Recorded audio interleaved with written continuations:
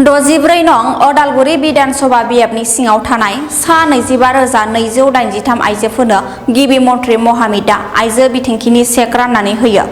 10,000 रांनि चेक राननाय हाबाफारियाव बाहागो लायो आसामनि केबिनेट मन्थ्रि जयन्त मल्ल बरुवाया।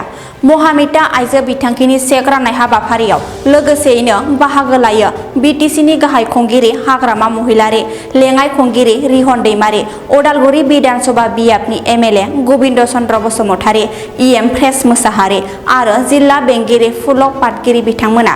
गिबि मन्थ्रिया आइजोफोरखौ गासैबो बिथिङाव जौगालांहोनो थाखाय बे बिथांखिनि गेजेरजों 10,000 रांखौ होदों होननानै फोरमायदों मन्थ्रि जयन्त मल्ल बरुवाया।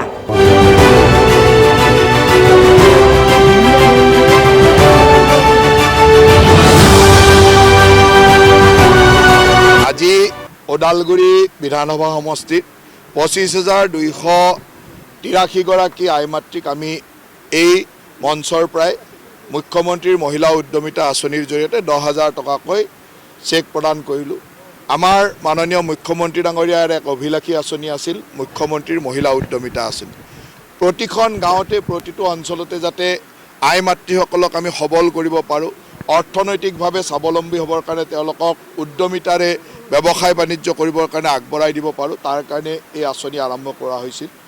প্ৰতিগৰাকী আইমাতৃকে আমি লাখপতি বাইদেউ বনাবৰ কাৰণে মুখ্যমন্ত্ৰী ডাঙৰীয়াই এই আঁচনি আৰম্ভ কৰিছিল আৰু আজি আমাৰ ওদালগুৰি সমষ্টিত 25,283 গৰাকী আইমাতৃক আমি 10,000 টকাকৈ চেক প্ৰদান কৰিলোঁ। মোৰ বিশ্বাস আছে যে যি ধৰণৰ উৎসাহ উদ্দীপনা আমি আইমাতৃসকলৰ মাজত দেখিছোঁ আৰু বিগত দিনত তেখেতসকলে যি ধৰণে গোটৰ জৰিয়তে কাম কৰি আগবাঢ়ি গৈছে, এইবাৰ ব্যক্তিগতভাৱেও তেওঁলোকে ব্যৱসায় বাণিজ্য কৰি সুন্দৰভাৱে আগবাঢ়ি যাব বুলি আমাৰ বিশ্বাস আছে।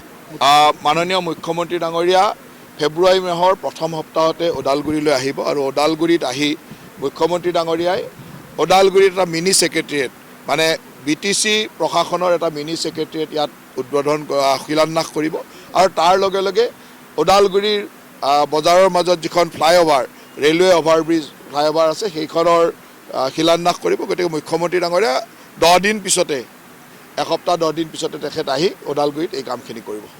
চাওক, আমি নিৰ্বাচন NDA হিচাপে খেলিম আৰু ৰাষ্ট্ৰীয় গণতান্ত্ৰিক মৰ্চাই নিৰ্বাচন একেলগে খেলিব আৰু সেই সিদ্ধান্ত স্পষ্টতাৰে আমি কৈ থৈছোঁ। গতিকে ৰাষ্ট্ৰীয় গণতান্ত্ৰিক মৰ্চাত যিসকল দল আছে সেইসকল দলৰ এতিয়া চিটৰ বুজাবুজি ইত্যাদি কামবিলাক হ'ব আৰু আমি ৰাষ্ট্ৰীয় গণতান্ত্ৰিক মৰ্চা হিচাপে অসমত নিৰ্বাচন খেলিম। চাওক, এতিয়ালৈকেতো সকলো দলে আছে ৰাষ্ট্ৰীয় গণতান্ত্ৰিক মৰ্চাত। এতিয়া আমাৰ পৰ্যায়ক্ৰমে কথাবিলাক আগবাঢ়ি গৈ আছে আৰু ৰাষ্ট্ৰীয় গণতান্ত্ৰিক মৰ্চা হিচাপে আমি নিৰ্বাচন খেলিম।